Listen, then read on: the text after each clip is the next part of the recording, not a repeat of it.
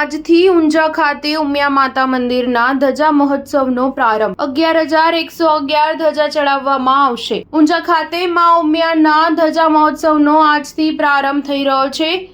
આજે સવારે મુખ્યમંત્રીના હસ્તે આ મહોત્સવનો શુભારંભ થયો હતો, જેમાં ઉમાબાગથી 1,868 બહેનોએ વિશાળ ઝવેરા યાત્રા કાઢી માતાજીના મંદિરે પહોંચી હતી। ઊંઝા ખાતે ઉમિયા માતાજીના દિવ્ય अलौकिक मंदिर पर भादरवा सुद नोमथी भव्यातिभव धजा महोत्सवनो प्रारंभ थई रह्यो छे। आज बुधवारे सवारे मुख्यमंत्री धजा महोत्सवनो शुभारंभ कराव्यो हतो। उमियाबाग खाते उचमणीना दाताओनो सम्मान समारंभ योजाया बाद उमाबागथी 1,868 बहनोनी विशाળ ઝવેરા યાત્રા નીકળી અને માતાજીના મંદિરે પહોંચી હતી। માં કુળદેવી ઉમિયા માતાજીના મંદિર પર વિજય ધ્વજ, मुख्य शीख धजा, शिखरना 4 दिशानी 4 धजा तथा रंग मंडपनी 4 धजाओ चढ़ावीने धजा महोत्सवनो शुभारंभ करवामां आव्यो छे। महोत्सव दरमियान 7 दिवसमां लाखों श्रद्धाळुओ मां कुळदेवी अखंड स्वरूपा उमिया माताजीना चरणोमां शीश झुकावीने धन्यता अनुभवशे। मंदिरनी स्थापना वर्ष